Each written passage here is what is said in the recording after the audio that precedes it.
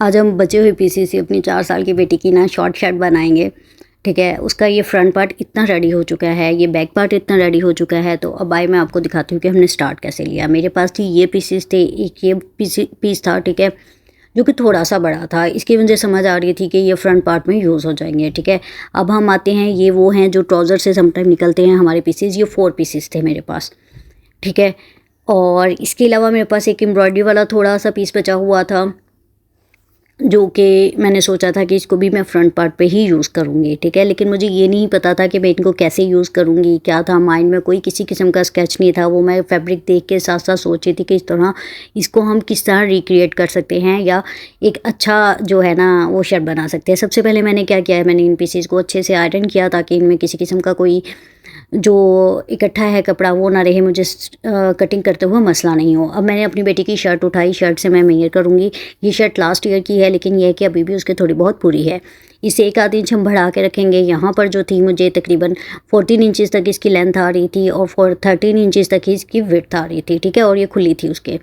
तो मेरा आइडिया था कि अगर 15 इंचज़ तक हो जाए या 17 तक हो जाए तो पूरा हो सकता है। सबसे पहले मैंने ये वाले ट्राउज़र वाले पीसेस उठाए, इनको बिल्कुल इक्वल रखा। अब मैंने यहाँ से इसको मेजर करना स्टार्ट किया कि कहाँ तक इसकी विड्थ में हम फैब्रिक कितनी जो लेंथ है वो आती है। ठीक है, यहाँ पर 16 इंचज़ आ रही थी, वहाँ मेरी जो थी शर्ट वो 14 इंचज़ थी। तो मैंने कहा चलो ठीक है, ये ऑन एंड ऑफ हमारी चलेगी। ठीक है, ये हमारी बैक साइड थी। इसमें मैंने सबसे पहले क्या किया कि मैंने जहाँ तक इसका फर्स्ट पीस उठाया उसे बिल्कुल सीधा आयरन की मदद से किया। ये जो कर्व वाला फैब्रिक आ रहा है ना, वो जितना कर्व में था उसको मैंने आयरन की मदद से फोल्ड कर लिया और इसको हम कट कर लेंगे ताकि हम अपने बाकी पीसेस के ऊपर इस एक पीस को रख के उनको कट कर सके। एक अगर सही कटिंग हो जाएगा तो बाकी भी कटिंग हो जाएगा। बजाय इसके कि मैं इनको अंदाजे से कटिंग करती, मैंने इसको पहले आयरन कर लिया ताकि मेरा एक अंदाजे वाला वो ना रहे, बिल्कुल सही सही हो और मुझे इसकी कुछ करना नहीं पड़े। ये हमारा 1 पीस कट हो गया। इसी के ऊपर मैं अपने ये बाकी पीसेस रखूँगी और उनको कट करूँगी। अच्छा, ये हम इसको रख के इसके ऊपर इनको कट कर लेंगे। ये हमारे, मुझे लग रहा था कि मेरे बैक साइज़ के जो पीसेस हैं इनको मिला के मेरी बैक साइड बहुत खुली डुली बन जाएगी, नीचे से थोड़ी सी एलाइन शेप भी आ जाएगी। ये मेरा अंदाज़ा था। ठीक है, हम इन 4 पीसेस को ऐसे मिलाएंगे, रखेंगे और इनको आपस में ज्वाइन कर लेंगे। ठीक है, ये मैं आपको एक बता रही थी कटिंग के साथ साथ ताकि आपको थोड़ा आइडिया हो। इन पर हम प्रिंट टैग्स ऐड कर सकते हैं, आप चाहे तो इसमें लेसेस ऐड कर सकते हैं, लेकिन मुझे ये शर्ट बनानी थी थोड़ी वेस्टर्न स्टाइल में, तो मुझे लगा कि लेसेस का ज़्यादा यूज़ वो थोड़ा वो वाली लुक नहीं देगा, देसी लुक देगा जो कि घर में सिले हुए कपड़े की आती है। ठीक है, अच्छा, यहाँ पर ये तकरीबन मेरा जो अंदाज़ा था वो 16 इंचज़ बन रहा था अगर हम सिलाई का मार्जिन निकालते हैं और वो, लेकिन ये उससे खुला ही बना था। यहाँ पर मैंने मार्जिन थोड़ा कम रखा था। ठीक है, अब हम आते हैं अपने फ्रंट साइड पे। फ्रंट साइड पे मैंने क्या किया, पहले तो इन दोनों पीसेस को हम अलग करेंगे। अलग करने के बाद उसके बाद मैंने सोचा और देखा कि इसका हम क्या कर सकते हैं। इनको अलग रखा, इनकी विड्थ को मैंने मेजर किया। ठीक है, इसमें यहाँ मेरे 2-4 प्लान चेंज हो रहे थे। कभी मेरा दिल कर रहा था फ्रंट पट्टी वाली शर्ट कर लूँ, फिर मैंने कहा फ्रंट पट्टी वाली शर्ट तो जो है वो मैं पहले बना चुकी हूँ। फिर खैर ये स्टिचिंग के साथ साथ ये सारे प्लान चलते जाते हैं। पहले मैंने इसकी लेंथ मेजर की थी कि ये फ्रंट वाला हमारा बैक वाले फैब्रिक से लेंथ में कितना ज़्यादा है। तो मैंने कहा ये ऑन एंड ऑफ चलेगा। जो हमने ऊपर एम्ब्रॉयडरी वाला कपड़ा ऐड करना है वो एज अ जॉइंट नहीं ऐड करते, इसको ऊपर ही रख के हम सिलाई लगाएंगे। ठीक है, इसलिए मैंने कटिंग में उस हिसाब से पहले मैंने अपने ये जो था ना एम्ब्रॉयडरी वाला कपड़ा, इसको बिल्कुल सीधा कर लिया और मैंने ऊपर वाले पैट की निस्बत इसको थोड़ा सा विड्थ में ज़्यादा लिया था, क्योंकि मुझे लग रहा था कि नीचे से मेरा फैब्रिक कम है तो इसमें मुझे थोड़ा सा जॉइंट या कली टाइप कुछ डालना पड़ेगा। ठीक है, मैंने एम्ब्रॉयडरी वाला कपड़ा लिया, उसको अपनी शर्ट के साइड पर ऐड करने के लिए उसकी 2 पट्टियाँ कट की थी। वो हम आगे मैं आपको दिखाती हूँ। यहाँ पर जब मैंने इसे मेजर किया ना तो मैंने कहा इसकी थोड़ी सी विड्थ कम हो जाएगी क्योंकि हमें थोड़ी ए लाइन शेप देनी है, तो मुझे वो फैब्रिक ऐड कर लेना चाहिए। मेरे पास फैब्रिक था, इस फैब्रिक को मैंने लिया। ये लेंथ में थोड़ा सा कम आ रहा था, लेकिन मुझे पता था ऊपर हमने थोड़ा दूसरा एम्ब्रॉयडरी वाला डालना है तो वो हमारी लेंथ में एडजस्टेबल हो जाएगा, उसका हमें मसला नहीं बनेगा। ठीक है, मैंने ये फैब्रिक उठाया, इसको 2 पीसेस में किया। बस थोड़ी सी कलियाँ डालनी थी जो हमारा कुछ सिलाई में मार्जिन आ जाए, कुछ कटिंग में आ जाए। बस इसको इस तरह रख के मैंने कट कर लिया। अच्छा, इसके साथ साथ मैं बोलूँगी जो लोग मेरे चैनल पर नहीं है वो चैनल को सब्सक्राइब कर दे, वीडियो को लाइक कर दे और कमेंट करके ज़रूर बताया करें। इस तरह की वीडियोज़ 4 ईयर बेबी की से रिलेटेड, 6 ईयर बेबी से रिलेटेड मेरी और भी वीडियोज़ चैनल पर मौजूद है। अगर आप विजिट करें तो आपको कुछ नया सीखने को मिल सकता है और ज़रूरी नहीं आप सीखो, आपको आइडियाज़ मिल जाते हैं। मैं मोस्टली ऐसी ही चीज़ें देखती हूँ सकती हूँ। अब ये शर्ट का थोड़ा सा आइडिया जो था मैं आगे जाके बताऊँगी मैंने कहाँ से लिया था। अच्छा चले, ये हमारी कटिंग कंप्लीट हो चुकी थी। अब हम आते हैं इसके स्टिचिंग पार्ट की तरफ। सबसे पहले हम बैक पार्ट का रेडी करेंगे। बैक पार्ट में हमारा क्या है, सबसे पहले हमने इसमें ये जो जोड़ ऐड करने हैं, जो जॉइंट्स ऐड करने हैं वो करेंगे, ठीक है। इस तरह इनको आपस में मिला के यहाँ पर टेबल पे रखते हुए भी मैंने ऐड करने से पहले मैंने एक दफ़ा बता दिया। मैंने कहा थोड़ा सा मैं बता दूँ, क्योंकि कुछ लोग जो बहुत बिगनर्स होते हैं उनको चीज़ें समझ नहीं आ रही होती। यहाँ पर ये पहले हम एक सिलाई लगाएंगे, ठीक है। ये 4 पीसेस थी हमारे, 2 पीसेस मेरे ऐड हो चुके थे, ठीक है। यहाँ मैं दिखा रही हूँ उनको खोल के, ये चेक करें। अब इसमें थर्ड और फोर्थ पीस भी हम ऐसे ही ऐड करेंगे, ठीक है।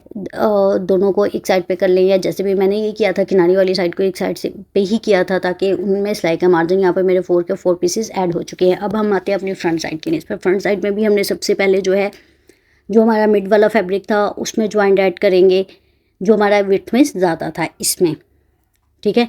इसको हम करेंगे। यहाँ पर मेरे बेटे आगे थे, उनके योयो जो थे वो आपस में गुच्छम गुच्छा हो चुके थे और उनको था कि हमें ठीक करके दें। ये सारा कुछ साथ साथ चलता है। और समटाइम ऐसे दिमाग की दही बनी होती है ना, स्पेशली जब आप ऐसे पीसेस से बना रहे होते हो, दूसरे कपड़े से आपके पास और फैब्रिक है, उसको तो रीडिज़ाइन करना या क्रिएट करना वो कोई मसला नहीं होता। जब आपके पास पीसेस होते हैं ना, उनमें थोड़ा दिमाग बहुत घूमा पड़ा होता है। अच्छा, यहाँ पर मेरा जॉइंट डल गया। अब ये जो मैंने साइड पे किनारे फैब्रिक लिए थे, इसको मैं यहाँ पर अपनी शर्ट की रख दूँगी। जो शोल्डर वाली साइड है वहाँ पर मैंने जो कपड़ा एक्स्ट्रा हो रहा था, लेंथ में कम हो रहा था, वहाँ पर मैंने रख दिया, क्योंकि हमने ऊपर शोल्डर वाली साइड पे दूसरा एम्ब्रॉयडरी वाला कपड़ा ऐड करना था, तो वो हमारा मसला सॉल्व हो जाता।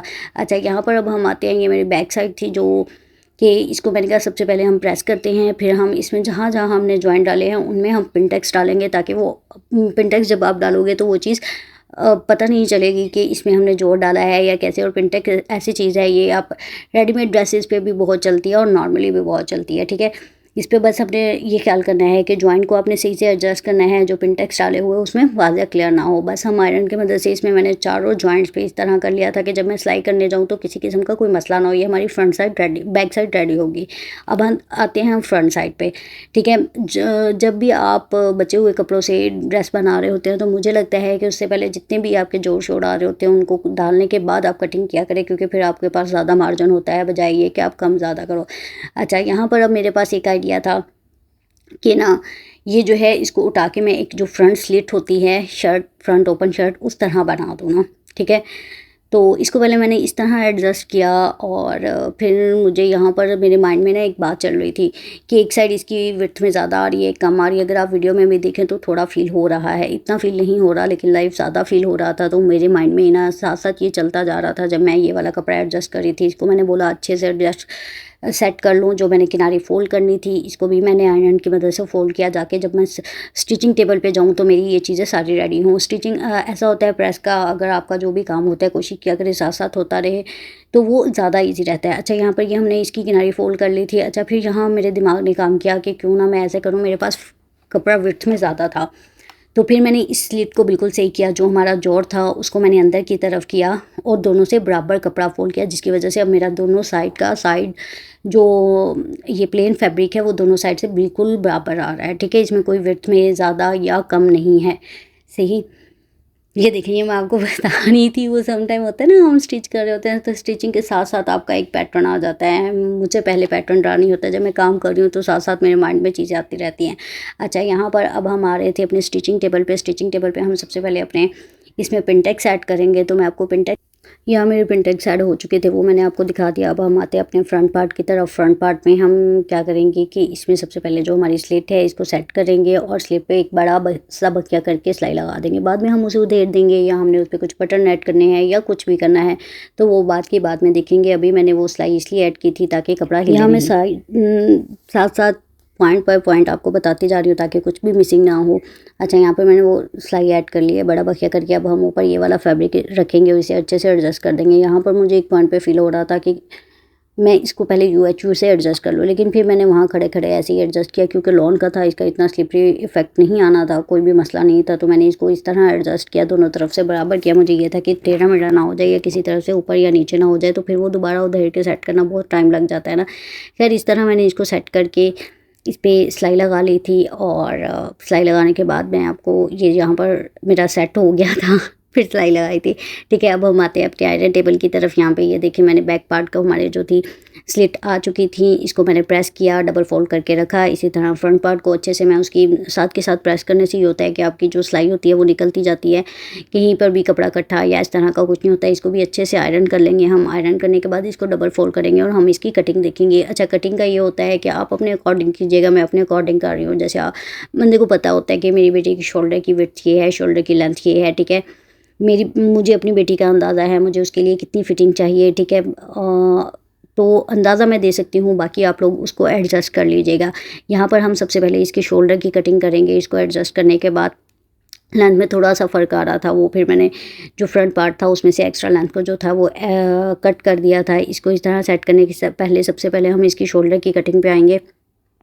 मुझे लगता है अगर आपकी बच्ची हेल्दी है तो यहाँ पर शोल्डर की जो विड्थ है वो 5 इंचज़ लीजिएगा, जो लेंथ है वो भी 5 इंचज़ लिएगा। मैंने 4.5 ली थी। ठीक है, बस इसको फ्रंट शोल्डर नॉर्मली इसकी कटिंग यही होती है कि फ्रंट शोल्डर को हम थोड़ा डीप रखते हैं और बैक शोल्डर को डीप नहीं रखते। यहाँ पर मैंने 2 की मार्किंग की, एक बैक शोल्डर की और एक फ्रंट शोल्डर की। अच्छा, मुझे 7 इंचज़ मैंने इसको रखा है, जो खुल के 14 इंचज़ हो जाएगा। चाहिए मुझे 12 to 13 था।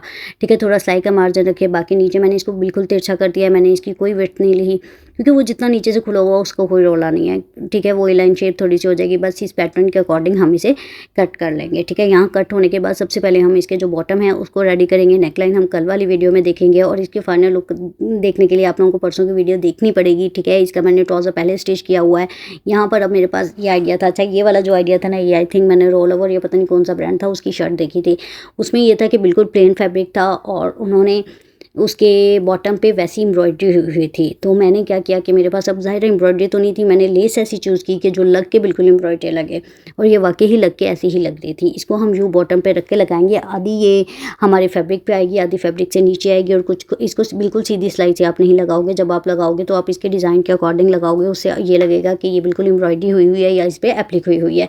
पहले ये किनारी फोल्ड कर लीजिएगा ताकि धागे वगैरह नहीं निकले। यहाँ मेरी किनारी फोल्ड हो चुकी है UHV की मदद से। मैंने क्या किया, थोड़ी सी राउंड शेप थी और मुझे बिल्कुल इक्वल चाहिए था। यही नहीं चाहिए था कि कहीं ये कपड़े से ज़्यादा नीचे हो, कहीं ज़्यादा ऊपर हो। ठीक है, इस तरह करके रख लिया। मैं आपको सिलाई का बता रही थी कि इसको इस तरह करके लगाना है, सीधी सिलाई नहीं लगानी। और सिलाई लगाने के बाद मैं आपको दिखाऊंगी कि ये कैसा लग रहा है। और वो वाकई ऐसा लग रहा था जैसे एम्ब्रॉयडरी है, बिल्कुल भी नहीं लग रहा था। जो मेरी बैक साइड थी जिस पे पिंटेक्स ऐड किए थे उस पर तो प्लेन होने की वजह से ये इतना अच्छा लग रहा था और एम्ब्रॉयडरी वाली लुक आ रही थी, जो मैंने एक शर्ट ब्रांड की देखी थी बिल्कुल वो वाली।